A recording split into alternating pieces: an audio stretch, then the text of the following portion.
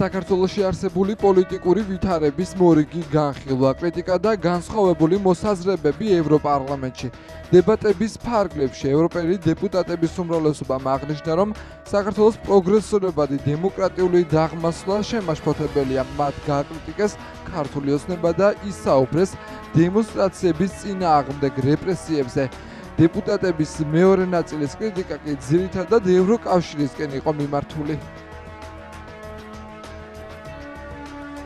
საქართველოს მზარდი დემოკრატიული ვარდნა რეალურად ძალიან საგანგაშოა. ოფიციალურმა პირებმა ბოლო დროს რიგი კანონების შესწორებები აამოქმედეს, რომლებიც ფუნდამენტურ უფლებებს ზღუდავენ და ძირს უთხრიან დემოკრატიულ მმართველობას. ძალადობა და სიძულვილის ენა მშვიდობიანი დემონსტრანტების, პოლიტიკოსებისა და მედიის წარმომადგენლების წინააღმდეგ. საჯარო მოსამსახურეების პოლიტიკური მოტივებით გათავისუფლების შესახებ ცნობები, ისევე როგორც სალომე ზურაბიშვილის წინააღმდეგ მუხარების სრულიად მიუღებელია. ბევრი დაკავებული პატიმრობაში რჩება და სისხლის სამართლით გასამართლება ემუქრებათ, თუმცა დღემდე დამცავი ორგანოების არც ერთი წარმომადგენლის მიმართ ბრალდება წაყენებული არ არის. პროტესტების ძალადობრივი დარბევებისა და დაკავებული დემონსტრანტების წამების სერიოზული ბრალდებების მიუხედავად, რაც საქართველოს ომბუდსმენმა გააჟღერა. მსგავსი ქმედებები არ შეესაბამება ევროკავშირის კანდიდატის სტატუსის მქონე ქვეყანას. ევროკავშირი სოლიდარობას უცხადებს ქართველ ხალხს და მოუწოდებს ოფიციალურ პირებს სწრაფი ქმედება განახორციელონ, რათა დაძაბულობა განმუხტონ. უსამართლო დაპატიმრებულები უნდა გაათავისუფლონ. ძალადობის აქტები უნდა გამოიძიონ და ანგარიშ ვალდებულება უნდა იყოს სამართალდამცავებისთვის, რომლებიც ჩართულნი იყვნენ ამ უკანონო ქმედებებში. ასევე მოუწოდებთ საქართველოს ოფიციალურ პირებს მიიღონ ეუთოს არჩევნების შესახებ საბოლოო ანგარიში გამოქვეყნებული რეკომენდაციები და ყველა ვარიანტი განიხილონ საქართველოს დემოკრატიული ინსტიტუტებისადმი ნდობის აღსადგენად. რა თქმა უნდა, ყველა პოლიტიკურ ძალასთან და სამოქალაქო საზოგადოებასთან დიალოგში. მათ შორის განიხილონ ახალი არჩევნების ჩატარებისკენ საქართველოს საზოგადოების მოწოდება. ქართველები იბრძვიან თავიანთი ევროპული გზისთვის. ჩვენი მოვალეობაა მკაფიოდ განვაცხადოთ ჩვენი მხარდაჭერის შესახებ. პირველ რიგში ქართველი ხალხის ერთადერთი ჭეშმარიტი და ლეგიტიმური წარმომადგენელი და ერთადერთი აღიარებული პრეზიდენტი სალომე ზურაბიშვილია.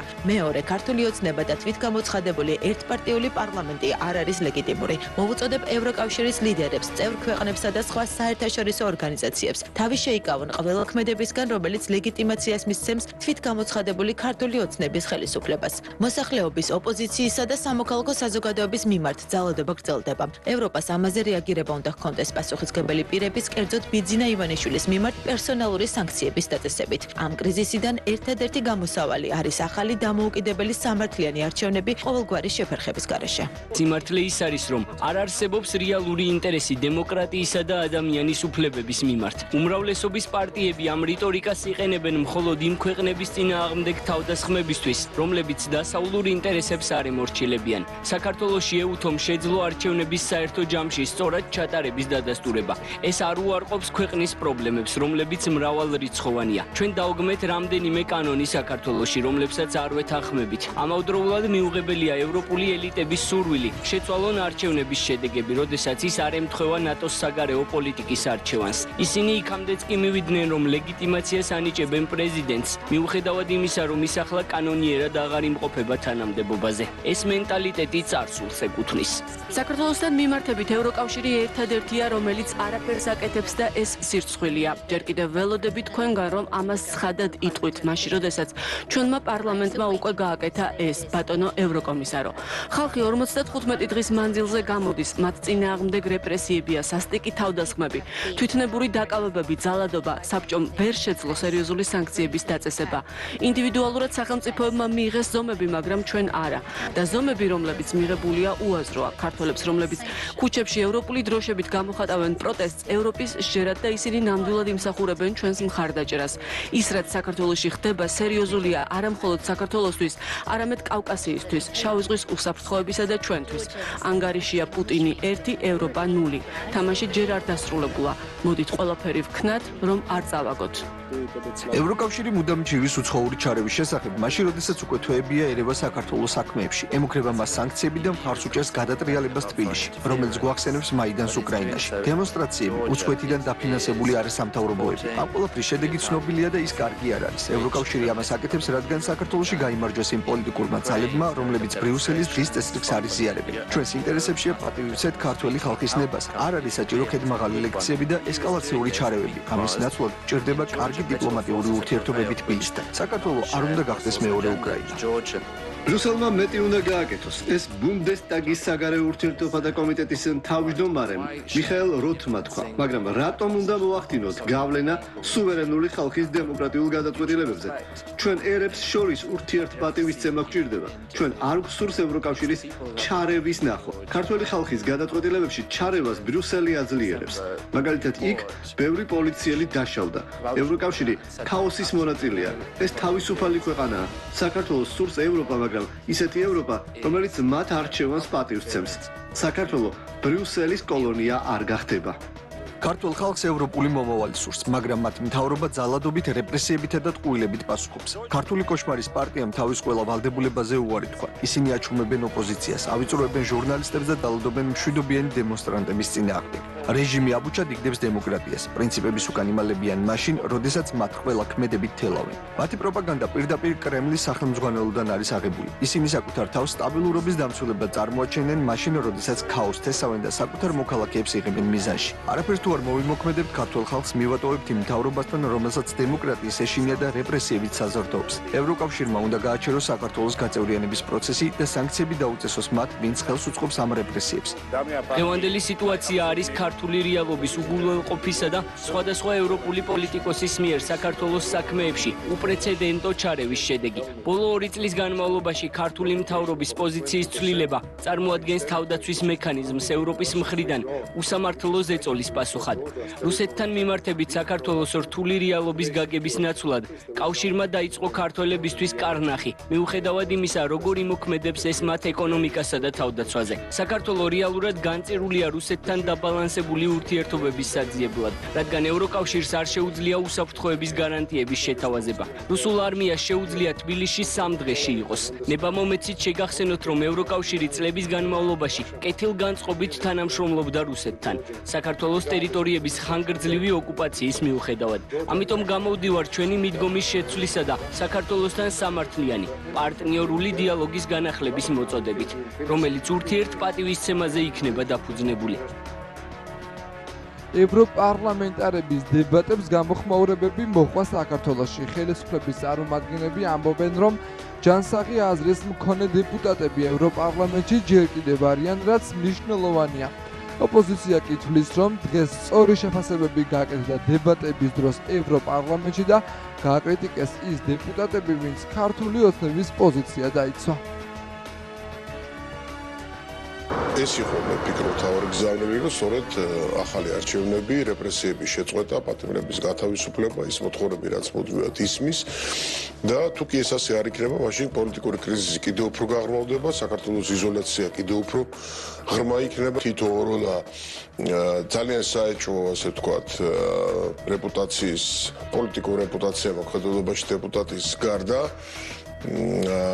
პრაქტიკულად ყველა ერთხმად და შეიძლება განსხვავებული სიტყვებით, მაგრამ ერთი აზრით საუბრობს იმაზე, რომ არ შეიძლება საქართველოში ამ ტიპის დემოკრატიული უკუსვლა. ევროპარლამენტარებმა ხაზი გაუსვეს რა რეჟიმთან გვაქვს ჩვენ საქმე და რას ვებრძვით ქართველი ხალხი და ხაზგასმული იყო საქართველოში დემოკრატიის და ქართული ხალხის ხარდაჭერის მნიშვნელობა. შესაბამისად, რაც უფრო გაიზრდება ასეთი ტიპის ბრუტალური მოქმედებები ხელისუფლების მხრიდან, მათ შორის საერთაშორისო ზეწოლაც რა თქმა უნდა გაძლიერდება და მე აბსოლუტურად დარწმუნებული ვარ, შიდა ლეგიტიმაციის მწვავე კრიზისისა და გარე ლეგიტიმაციის საერთაშორისო ლეგიტიმაციის მწვავე კრიზისის ფონზე ხელისუფლებას მოუწევს აუცილებლად უკანდახევა და აუცილებლად დაიჯება ყველა ის ორგანიზატორი და დამნაშავე, რომელიც ამ რეჟიმს ემსახურება. ჩვენი პოზიცია აღნიშნულთან დაკავშირებით არის ძალიან მარტივი. თუ ვინმეს აქვს რეალურად სურვილი, რომ საქმეში გაერკვეს და ნამდვილად სწორი წარმოდგენა ჰქონდეს საქართველოს მიმდინარე მოვლენებთან დაკავშირებით, შეუძლია ჩახედონ ევროპის ადამიანის უფლებების სასამართლოს, სტრასბურგის სასამართლოს და ნახოს რა გადაწყვეტილებები აქვს მიღებული ამ სასამართლოს საქართველოსთან დაკავშირებით.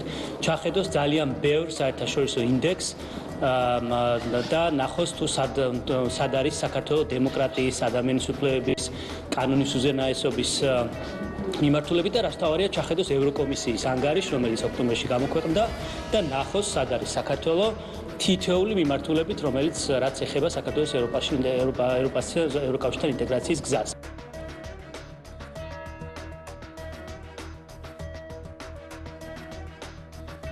სხვისი ნივთის განზრახ დაზიანების და განადგურების მუხლით ბრალდებული არჩილ მუსელიანცი მოსამართლემ კვლავ პატიმრობაში დატოვას. ხმაზე ასევე მხარეებმა მტკიცებულებების დასაშვებობაზე იმჟელეს. საუბარი შეეხო საქმის არსებითად განსახილველად გადაცემას. სიტყვის უფლებით ისარგებლა დაკავებულმაც და განაცხადა, რომ წარდგენილ ბრალდებაში თავს დამნაშავედ არ ცნობს. შეგახსენებთ, არჩილ მუსელიანცი 2024 წლის 30 ნოემბერს დააკავეს. თავდაპირველად მას ადმინისტრაციულ სამართალ დარღვევას ედავებოდნენ, თუმცა შემდეგ გადაკვალიფიცირდა მოხდა სისხლის სამართლით ჩადენილი დანაშაულით და დაიწყო გამოძიება 197 მუხლის მეორე ნაწილით, რაც გულისხმობს სხვისი ნივთის განზრახ დაზიანებასა და განადგურებას. დღესვე თბილისის საქალაქო სასამართლოში მსახიობ ანა ტყიბუჩავას ადმინისტრაციული საქმის განხილვა გადაიდო. პროცესი 10 თებერვალს გაიმართება. მსახიობს 9 იანვრის აქციაზე გზის ხელოვნურად გადაკეტვას ედავებიან. საქმეს მოსამართლე ნინო ენუქიძე განიხილავს. დღევანდელი სხდომის დაწყების წინ მსახიობმა სასამართლოს მიმართა. აქცენტი გამომართლებელი განაჩენი არ არის საპროცესო ვინდო ადმინისტრაციული პატიმრობა და გზის სამართლი. არანაირი აქცენტი გამომართლებელი განაჩენი რაკიდან გამომდინარე ვარაუდი მაქვს ეჭვი მაქვს ვარაუდი მაქვს რომ სასამართლო მოქმედებს არა მიკერდებული ანტიელექტრონული პროცესად რასაც ზემოდან გაავალებენ სასამართლოს ის შეასრულებს ნახევარ ასე ვთქვათ ტიპიკა აეროპორტის გადაშენის მოხდარებს შესაძლოა უნდობლობის გადაწყვეტ ასე ვთქვი ვაბაპილიანა თანამშრომლობს რეჟიმ რეჟიმის პროკურატურასთან რეჟიმის ფისაგან ზოგადად საუბარი ასე რომ ლათინას მეც ვერაფერს ვერ მიზარ ჩაკეტილი ვანდირასა კიდევ გაიხარდა აი ხასი გამოცდილება და სპეციალური საგამოძიებო სამსახური ან თუნდაც სახალხო დამცველის აპარატიდან მისული ადამიანი განახორციელებდა თუ არა სრულყოფილად ყველა იმ უფლებამოსილებას, რაც კონკრეტულ შემთხვევაში ადვოკატს აკისრია დაცვის ქვეშ ყოფის მიმართ. ეს რა თქმა უნდა ყურადღების მიღმა დარჩა როგორც სასამართლოს მხრიდან, ასევე უბრალოდ პასუხის გარეშე დარჩა როგორც სასამართლოს, ასევე პროკურატურის მხრიდან, რადგან ამაზე პასუხის გაცემა უბრალოდ შეუძლებელია. ამ ადამიანს დაერღვა დაცვის უფლება. სახელმწიფო სტრუქტურები არიან ძალოვანი სტრუქტურები ჩართული მსგავსი ეგრეთ წოდებული მტკიცებულებების შექმნაში, ყალბი მტკიცებულებების. იქ უკვე საერთოდ დაცვის განხორციელებაც კი შაბლონურ ხასიათს ატარებს. არის გადაღებული კადრი, სადაც მე არ ვჩანვარ. შესაბამისად, არ ვიცი, ალბათ ეს მტკიცებულებად ვერ გამოიყენება, იმიტომ რომ იმ კადრში, სადაც მე არ ვჩანვარ და სხვა დროს არის, ერთ და იგივე დრო რო ყოფილიყო და სხვადასხვა რაკურსი კიდე გასაგებია. ასე რომ მე ვფიქრობ, რომ მტკიცებულებად ვერ გამოდგებოდა. ნანას არ დაურღვევი არაფერი, მით უმეტეს გზის გადაკეტვაში მონაწილეობა არ მიუღია. ეხლავე შეეძლო, რა თქმა უნდა, დაესრულებია და გადაერწყვიტა საქმის ბედი და ეთქვა, რომ ქალბატონი ანას სამართალდამღები არ არის და მასზე არ ყოფილიყო რაიმე ხასიათის პასუხისმგებლობა დაკისრებული, თუმცა სასამართლომ გადადება არჩია. ეს საქმეც ისევე როგორც დანარჩენი სხვა საქმე სახელმწიფოს მხრიდან გამოყენებულია როგორც რეპრესიის მექანიზმი. ჩვენ დეკემბერში და ნოემბერში ვნახეთ ცემა სახელმწიფოს მხრიდან, წამება არაადამიანური მოპყრობა და ამას არ შეუშინებია ქართველი ხალხი, რომ აქციებზე მონაწილეობა მიგვეღო და არ მგონია მხოლოდ აი ამ თითქოს და სუსხავი ეფექტისთვის ამ ჯარიმებით რაიმე დააკლონ ქართველი ხალხის ნამდვილ პროტესტს. რადგან არანაირი მტკიცებულება არ არსებობს და პირიქით მტკიცებულება იმის, რომ ჩვენ გადაკეტილზე ვდგავართ, არის ის, რომ რაღაცნაირად თითქოს შეგვეშინდება თუ დავყრით ფარხმალს ბრძოლის, რაც ესე არ მოხდება.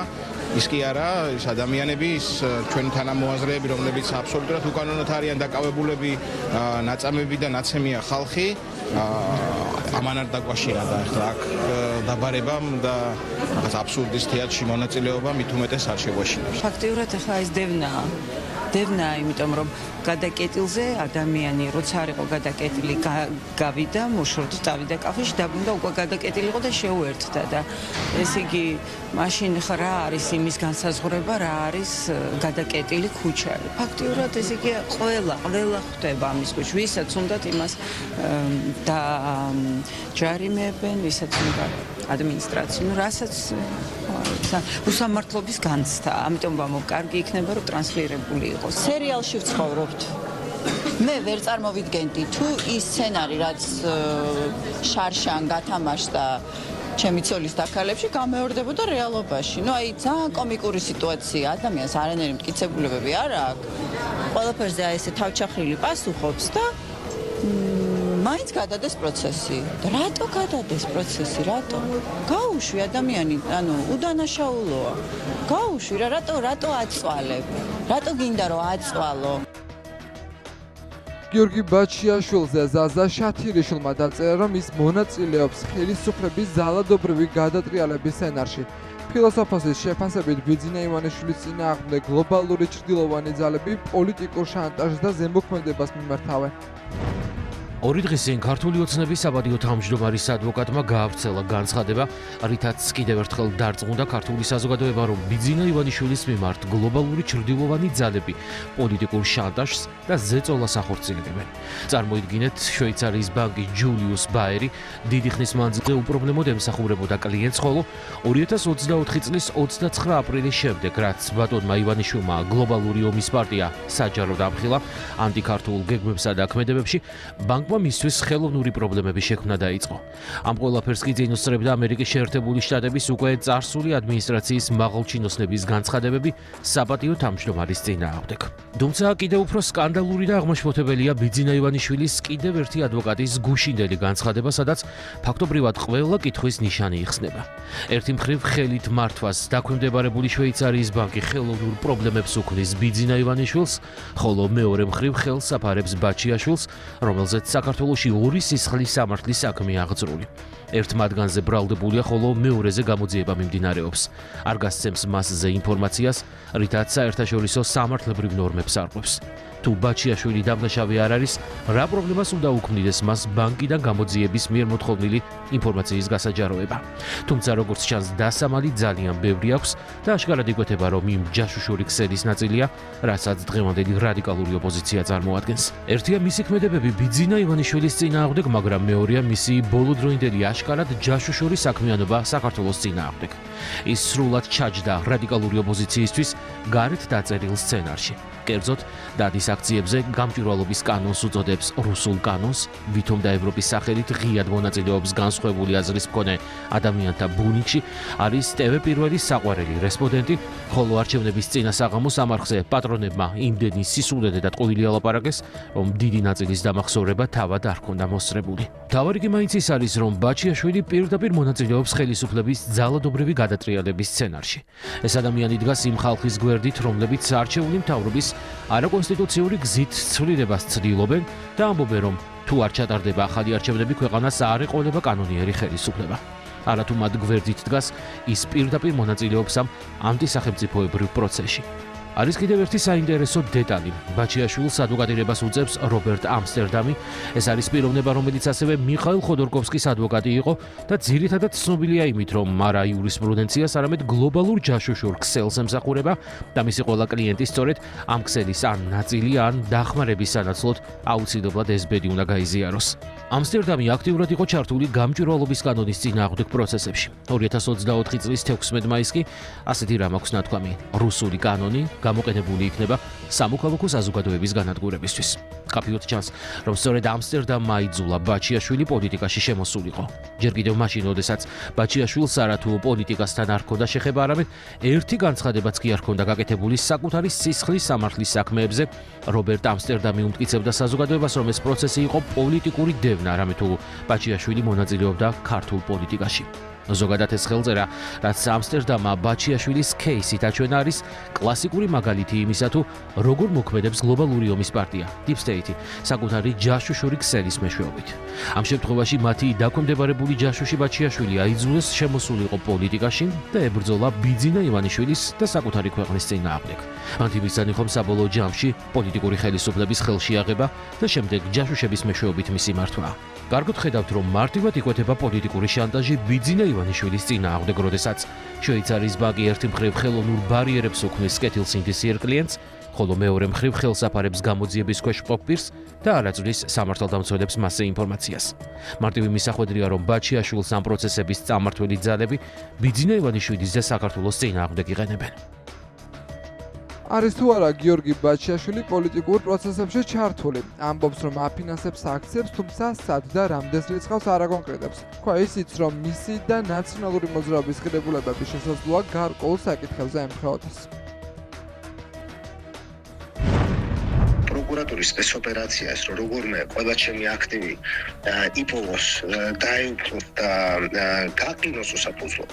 მე მაგაში მონაწილეობა არ მივიღე და არც მივიღებ. რატომ დმალავთ მაშინ თუ ყველაფერი კანონიერად არის? ბატონო გიორგი, ეს კითხვა ჩნდება. შვეიცარიამ როგორც კი შეხედა რასთან ქონდა საქმე, რომ არც ერთი მტკიცებულება არ იყო წარმოუდგენელი. შესაბამისად, მსგავს გამოძალვის ოპერაციაში არ ჩაერთებოდა არ ვარმე ოპოზიციური პოლიტიკური ფრანგის წევრი. ასე საუბრობთ თქვენს განცხადებებში, ბატონო გიორგი. განცხადებები თუ ნახავთ, ყოველთვის არის დემოკრატიაზე ორიენტირებული. მე არ გამოურისხავ, რომ სააკაშვილის პარტიასაც ან ნებისმიერ ოპოზიციის პარტიას ჰქონდეს განცხადებები, რომლებიც შეიძლება რაღაც გარკვეულწილად ემთხოვდეს ჩემს განცხადებებს. ვეხმარებით თანხებით იმ ფონდებს, რომლებიც ეხმარება სასტიკად ნაცრემ ახალგაზრდებს. რა რაოდენობის თანხაზეა დაახლოებით საუბარი? ეს შეიძლება ვთქვათ, პირადი ეს არის. მაშინ გითხარით, რომელ ფონდებს ეხმარებით, ბატონო გიორგი, რომელ ფონდებს? არასამთავრობოების, აი დაგვისახელეთ რამდენიმე ფონდი, რომ დაახლოებით მივხვდეთ, სად რიცხავთ და რაში ხარჯება ეს ფული. ეს ჩემი პირადი საქმე არის, რას და რამდენს ვეხმარები. ეს ამ შემთხვევაში უკრაინაში ომის დაწყების შემდეგ იყო, რომ ეს ქვეყანა ნებითუნებრივად შესულიყო სხვადასხვა ტიპის ესკალაციაში. რუსეთთან იქნებოდა ეს სანქციების დაწესება, მებრძოლების გაგზავნა, საზღვრების დაკეტვა, სივრცის ჰაერის დაკეტვა და ასე შემდეგ. ჩვენ ეს არ გავაკეთეთ და სწორედ აი ამ სამწუხაროდ საბედნიეროდ სამწუხაროდ აქედან იწყება მთელი ის შეტევა, სხვა უფრო მასშტაბური შეტევა, ასე ვთქვათ, იმ ადამიანებისადმი და იმ სახელმწიფო ინსტიტუტებისადმი, რომლებიც ამ ქვეყანაში წარმოადგენენ მშვიდობის გარანტს და სტაბილურობის გარანტს და მათ შორის, რა თქმა უნდა, სათავეში არის ბატონო ბიძინა ივანიშვილი. ერთ შემთხვევაში ხელოვნურად უსამართლოდ ხელს უშლიან კლიენტს, ამ შემთხვევაში ბიძინა ივანიშვილს თავის თანხების გადარიცხვასთან დაკავშირებით და მეორე შემთხვევაში, როდესაც ეს სამართლის საქმე ორზე აღძრული თუ ავსწრები ერთზე ბრალდებულია და მეორეზე მიდის გამოძიება, ამ შემთხვევაში ბაჩიაშვილის მიმართ პირიქით მიდის ხელის დაფარების პოლიტიკა. ანუ უკვე აღარ ერიდება გლობალური ომის პარტია, იგივე Deep State-ი, აი ესეთ ღია დაპირისპირებას შვიდობის მიმართ, ღია დაპირისპირებას ოჯახური ღირებულებების მიმართ და აი ეს შემთხვევა ბიძინა ივანიშვილის როგორც Credit Suisse-თან, ასევე ახლა მეორე ბანკთან არის მორიგი მტკიცებულება იმისა, თუ როგორ ებრძვიან ნებისმიერ პირს გლობალური ომის პარტიის წარმომადგენლები, რომლებიც იცავენ მშვიდობას და ოჯახურ ღირებულებას. დონალდ ტრამპის გადაწყვეტილებებსა და პარტნიორების გაგრძელების განსხვავებულ მოლოდინებთან დაკავშირებით შეფასებები კეთდება თბილისში. ქართულ ოცნებაში დარწმუნებულები არიან, რომ ტრამპის პრეზიდენტობა საქართველოს შეერთებულ შტატებს შორის ურთიერთობების გადატვირთვის წინაპირობა გახდება. მართველ გუნდში აცხადებენ, რომ მათი და დონალდ ტრამპის შეხედულებები ერთმანეთთან თანხვედრაშია, რის გამოც ახალ ადმინისტრაციასთან ურთიერთობების განმტკიცებას ელიან. ოპოზიციაში კი იმედოვნებენ, რომ ტრამპის გადაწყვეტილებები საქართველოსთან მიმართებაში იქნება ისეთივე მწვავე, როგორც ეს წინა ადმინისტრაციისას იყო. ისინი სანქციების გაგრძელებას ელოდებიან.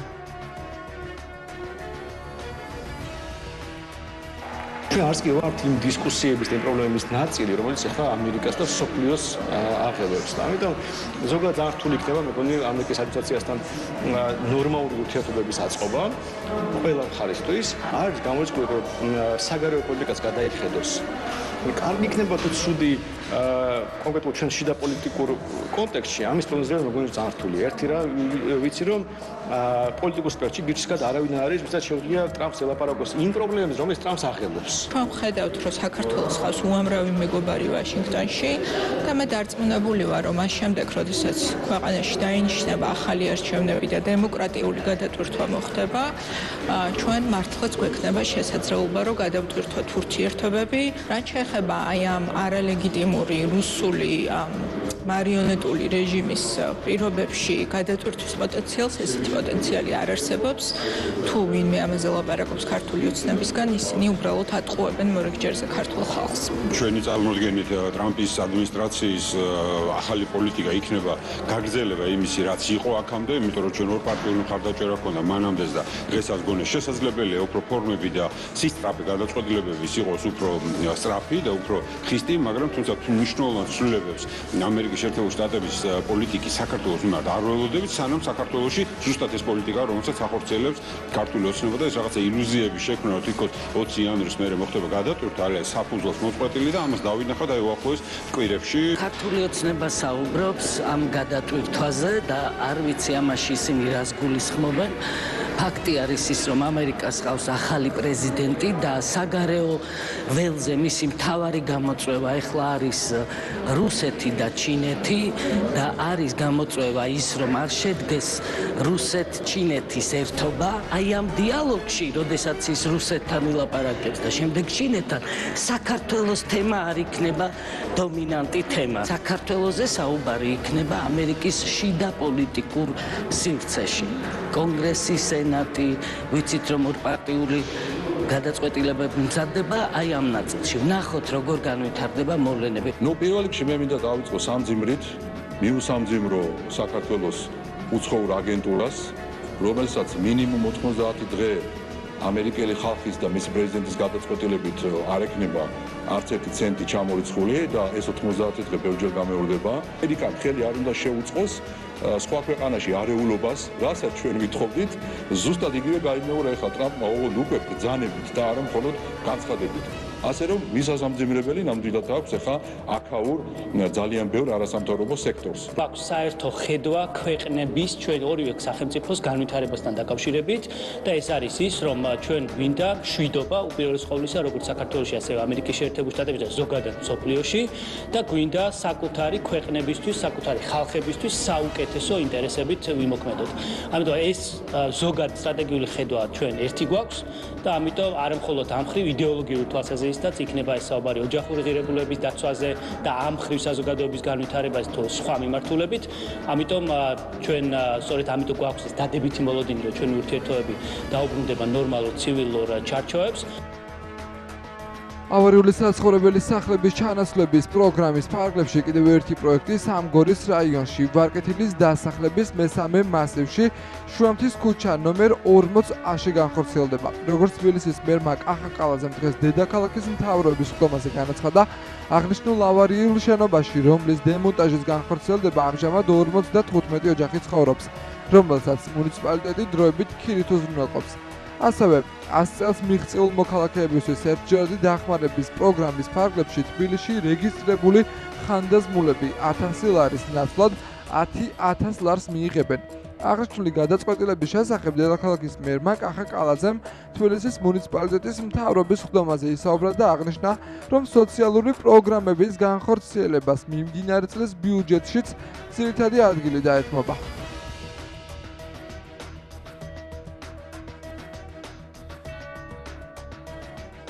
ქალაქის მერმა. დედაქალაქის მთავრობის ხდომაზე ასევე იმსჯელეს ინფრასტრუქტურულ პროექტებზე. წყნეთის გზატკეცილზე ფერდის გამაგრებითი სამუშაოები იწყება, ტერიტორია მეწყერსაშიშია და პროექტის დასრულება 8 თვეში იგეგმება. მთავრობის ხდომაზე ავარიული კორპუსების ჩანაცვლების პროგრამაზეც იმსჯელეს. დავამტკიცეთ პროგრამა, რომლის საშუალებითაც ხდება ავარიული შენობების დემონტაჟი და ახალი საცხოვრებელი კორპუსების აშენება და გარემონტებული ბინების გადაცემა იქ მცხოვრები ადამიანებისთვის. უამრავი საცხოვრებელი კორპუსი არის უკვე, ვინც ითხოვს ჩართულობას და მონაწილეობის მიღებას და რა თქმა უნდა, დედაქალაქის მერიამ მზად არის ამ ადამიანებს დაეხმაროს და ხელი შეუწყოს.